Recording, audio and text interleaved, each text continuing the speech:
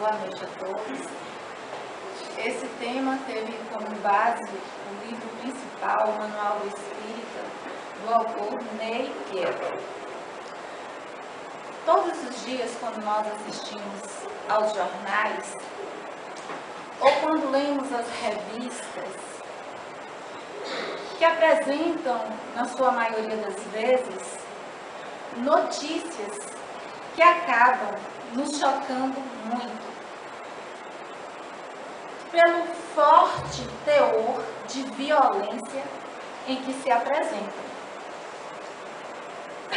E há alguns anos, o nosso contato com a violência poderia-se dizer, como moradores de uma cidade mais ou menos pequena, o nosso contato era com as notícias de teor violento propagadas nas TVs, nas rádios, nas revistas.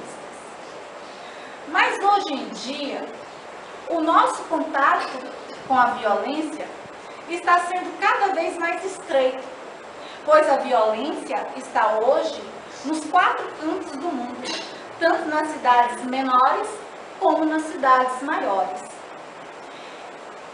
E pelo teor das notícias, das situações de violência, de crueldade, na qual nós nos presenciamos, isso acaba nos chocando muito, nos escandalizando.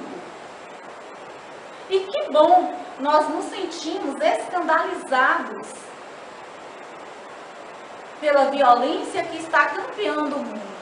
Que bom que isso está acontecendo. Isso demonstra o nosso grau evolutivo, porque nós já não aceitamos mais esse tipo de situação. Nós nos sentimos incomodados. E nos sentimos incomodados de tal forma e amedrontados também, que muitos de nós, hoje, na atualidade, acabamos desenvolvendo muitas fobias e até síndrome do pânico por conta das situações de violência que acontecem em nossa sociedade. Muitas vezes deixamos de sair dos nossos lares, andamos desconfiados de todas as pessoas. Nas ruas, se algum desconhecido nos procura para ter alguma informação, já é motivo de desconfiança. E esse medo é tão apavorante que muitos de nós, em nossos lares, construímos muros altos, colocamos cercas elétricas, grades para tudo que é canto da casa, com o intuito justamente de nos proteger da violência que está lá fora. Com o intuito de nos separar da violência que está lá fora. Mas, no entanto, se nós formos olhar para a nossa intimidade, essa nossa reação de nos distanciarmos dessa violência que está aí fora, é uma ironia, é uma contradição. Porque, no fundo, na nossa intimidade, nós ainda somos pessoas violentas. Nós somos pessoas agressivas. Queremos separar da violência, não queremos ter contato com a violência que está lá fora, mas, no entanto, a violência, a agressividade está presente, elas estão presentes em nosso íntimo, em nossos lares. Quantas e quantas vezes nós somos tomados de impaciência no trato com os nossos semelhantes, porque todas as vezes que nós perdemos a paciência, isso também demonstra a agressividade.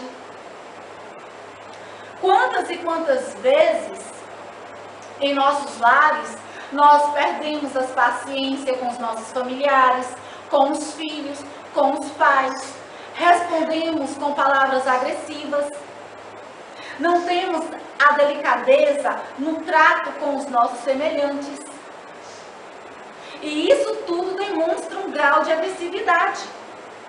Porque a violência que está aí fora nada é mais, nada é menos do que um reflexo da violência, da agressividade que está contida em nosso íntimo. E essa agressividade, essa violência, ela muitas vezes é fruto dos sentimentos, das emoções de raiva, do sentimento de ódio, que muitas vezes está lá no nosso coração, mas que nós nem percebemos. E essa agressividade, ela se dá no ser humano, ela pode ser de forma momentânea ou ela pode ser de forma contínua. Ou seja, a agressividade que está ali com a pessoa o tempo todo. Não existem aquelas pessoas que parecem que vivem com raiva? Nós, em nosso convívio, quase sempre nós podemos estar em contato ou nós conhecemos pessoas que parecem ter raiva da vida. O tempo todo parece que estão com raiva. Então são pessoas que guardam essa agressividade continuamente. Ela está ali, essa agressividade está com a pessoa o tempo todo. E essa agressividade pode ser justamente fruto de um sentimento de ódio que a pessoa guarda lá no íntimo. Ou então a agressividade, ela pode aparecer em nossa vida momentaneamente, em determinadas situações, ocasiões, em que nós nos sentimos feridos, agredidos. E aí nós devolvemos como resposta um tom agressivo. Mas tanto essa agressividade momentânea ou essa agressividade continuada que impera no indivíduo, todos os dois tipos de agressividade denotam o grau de primitivismo que ainda se estabelece em nosso íntimo. Toda essa agressividade ainda denota mecanismos de defesas primitivos, que são acordados, que estão lá nas profundezas do nosso subconsciente e que, dependendo da situação, emergem, mas que estão mais vivos do que nunca. Isso vai depender da situação em que nós vamos enfrentar. Ou seja, eu sou boazinha até quando não pisa no meu pé. Nós, infelizmente, ainda, muitos de nós, estamos nessa fase. E essa agressividade, ela também é manifestada de acordo com o grau de intensidade, que pode ser a intensidade pouca ou a intensidade maior, dependendo também do grau evolutivo da pessoa ou do esforço que a pessoa faz para conter as suas más tendências. E essa agressividade, ela pode aparecer no campo dos pensamentos, no campo das palavras ou no campo dos atos, que é o grau maior. Quando ela sai do campo dos pensamentos, sai do campo das palavras para se materializar através das nossas mãos. É o que nós vemos lá fora. Essa agressividade no grau tão intenso que se manifesta através das mãos. E não nos enganemos. Não nos enganemos. Façamos um mergulho dentro de nós e qualquer um de nós presente aqui, de acordo com a situação, nós podemos sim manifestar essa agressividade através desse grau pior, que é através de nossas mãos. Quando não, essa agressividade ela está presente em nossos pensamentos. Mas quando é que isso acontece? Quem nunca já vivenciou aqui uma situação em que pessoas, até do nosso convívio, acabam nos pegando desprevenidos. E alguém pode proferir, articular uma crítica em relação a nós, ou dizer algum desaforo em relação a nós, e nos pegam assim desprevenidos. E que nós não temos boca para falar nada. O susto, o espanto é tamanho que nós ficamos assim calados. A gente não fala nada. Eu acho que esse tipo de situação já aconteceu com quase todo mundo. Porque tem pessoas que têm resposta na ponta da língua, mas tem outros que não, que se calam, né? E aí, geralmente, vamos para as nossas casas com aquele sentimento de raiva, de rancor da pessoa que proferiu esse tipo de crítica em relação a nós. E aí ficamos arquitetando uma maneira de nos vingar. Arquitetando, selecionando as palavras que nós vamos lançar contra a pessoa. E aí, nesse diálogo íntimo de pensamento, até imaginamos brigando ali com a pessoa. Então, é uma agressividade através dos nossos pensamentos. E nesse momento dessa agressividade, nós construímos energias maléficas que vão em direção àquele que nós estamos planejando a nossa vingança.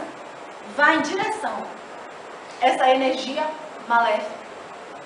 E se a pessoa, no caso, o ofensor, entre aspas, se não estiver vigilante, se não estiver em prece, se não estiver sintonizando no bem, é claro que vai captar essas energias negativas oriundas de nós.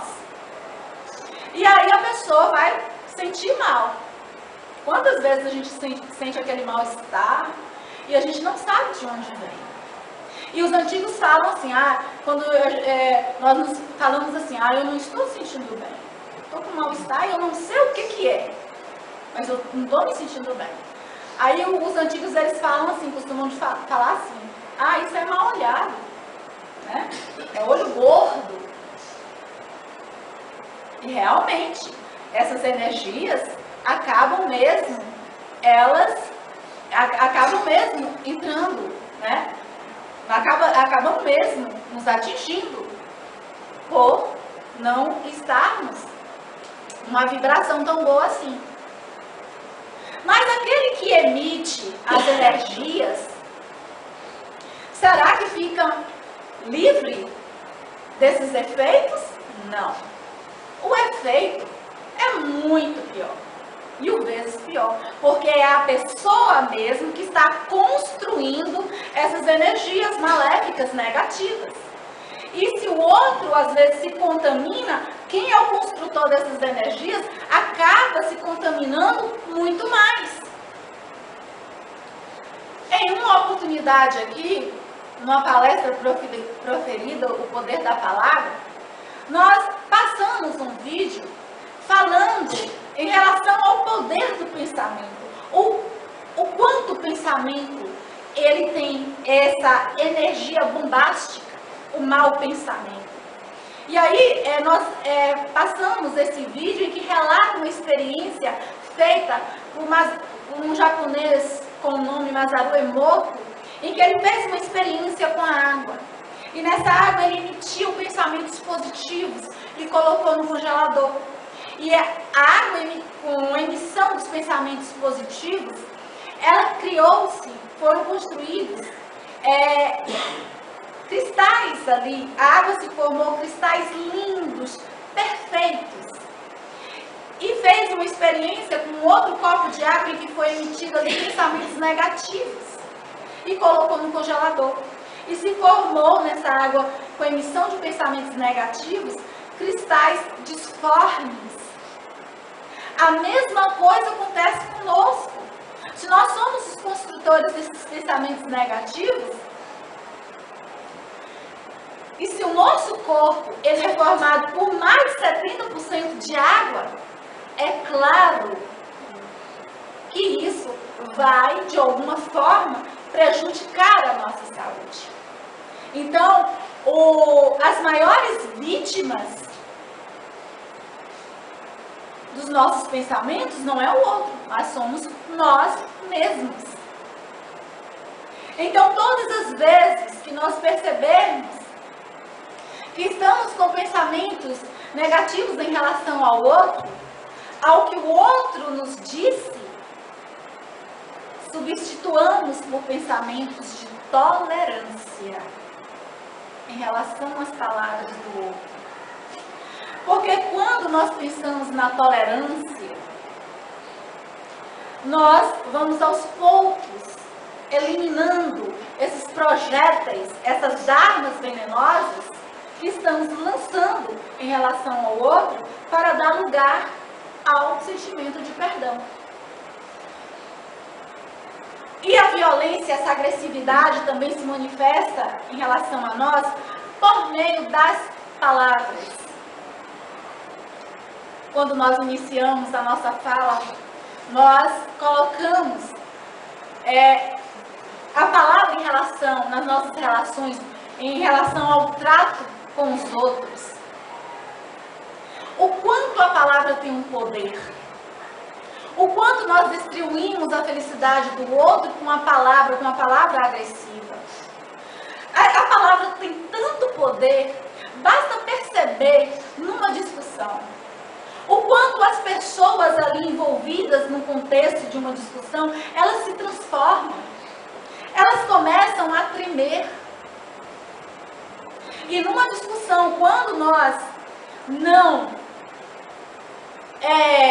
eliminamos, quando nós não vigiamos certas palavras, quando nós não temos o controle de certas palavras, e se nós falamos aleatoriamente palavras grosseiras com o outro, será muito difícil controlar depois.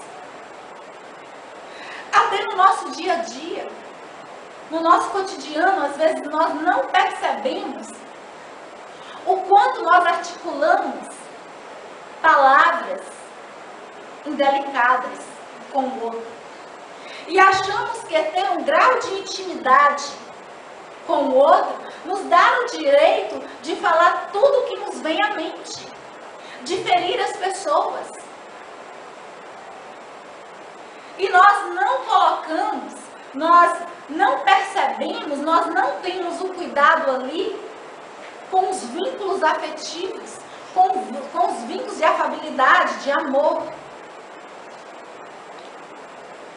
E em nosso meio, muitas vezes, quando nós fazemos crítica ao outro, nós usamos palavras muitas vezes agressivas. E quando o outro se magoa, nós achamos que o outro é melindroso. Nós que estamos certos, mas o outro que se melindra. A pessoa melindrosa é aquela pessoa que nós conceituamos da seguinte forma. É uma pessoa que se magoa com facilidade. É uma pessoa que tem um orgulho tão exacerbado que se acha, a pessoa ela se considera muito superior do que realmente ela é. Se considera muito melhor do que realmente ela é. E por isso ela se acha que deve ser tratada de forma diferenciada. Então a pessoa, ela acaba se magoando por qualquer coisa. É uma pessoa melindrosa. Mas, comumente no nosso meio, nós só falamos que o outro que é melindroso. Mas não paramos para fazer a reflexão em relação a nós que proferimos as críticas. crítica que é feita, a palavra que é articulada, qual é a intenção? A intenção realmente é ajudar? Ou a intenção, no fundo, é ferir o nosso interlocutor?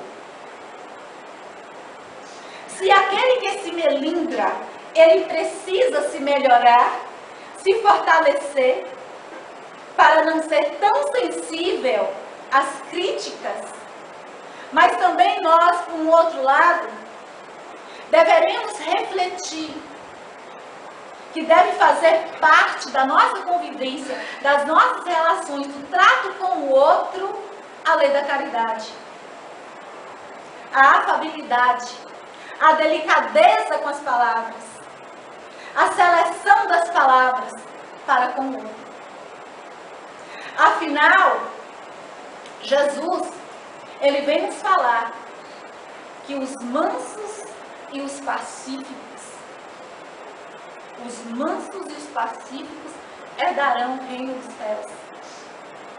E aquele que conquistou a virtude da mansuetude, as palavras proferidas pelos seus lábios, mesmo que para criticar, são palavras afáveis, são palavras que constroem. Nós não seremos ouvidos por muito falar. Nós não convenceremos ninguém por muito falar, mas convenceremos as pessoas pelo exemplo, pelas atitudes. E vale a pena lembrar, silenciar nos momentos em que nós devemos realmente nos silenciar. Em relação quando Jesus, quem nunca ouviu ou conhece a passagem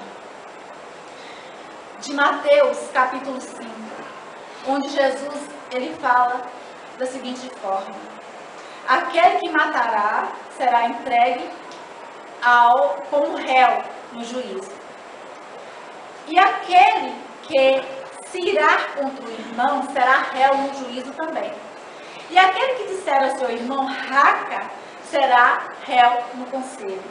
E aquele que disser ao seu irmão és louco será entregue ao fogo do inferno. Com essa máxima, Jesus preconiza a lei da paciência, da afabilidade e da brandura. Com essa máxima, Jesus condena a violência e a cólera. E também toda a expressão descortês em relação ao nosso próximo. Porque raca quer dizer homem reles. E antigamente, essa palavra era proferida contra a pessoa, ainda era aquele que proferia cuspia de lado. E és louco, será entregues ao fogo do inferno. Quantos de nós, em nossas falas no dia a dia, até sem perceber, sem intenção, a gente fala assim: ah, você é louco? No nosso dia a dia. Ah, você é louco, você está louco. Sem intenção nenhuma. É claro que tudo vai depender da intenção, que vai atenuar ou agravar aquela palavra. Mas o que levou a Jesus a pronunciar palavras que aquele que disser és louco, serás lançado ao fogo do inferno? Porque essa expressão é uma expressão descortês. É uma expressão negativa. E toda a expressão que carrega esse grau de negatividade em relação ao outro e descortês é contra a lei da caridade que deve reger as nossas relações. Se nós queremos a paz, essa paz ela deve nascer primeiro da nossa intimidade. Se nós não queremos a não violência no mundo, essa não violência, essa não agressividade deve nascer primeiro da nossa intimidade. No atual período que nós estamos na Terra, nós estamos saindo do mundo de provas e expiações e estamos indo para um mundo de regeneração. Para um mundo de regeneração. E quando Jesus, ele nos fala, os mansos e os pacíficos herdarão o reino dos céus, ou seja, os mansos e os pacíficos herdarão um mundo de regeneração. E naquela passagem que Jesus, ele fala que haverá a separação do joio e do trigo.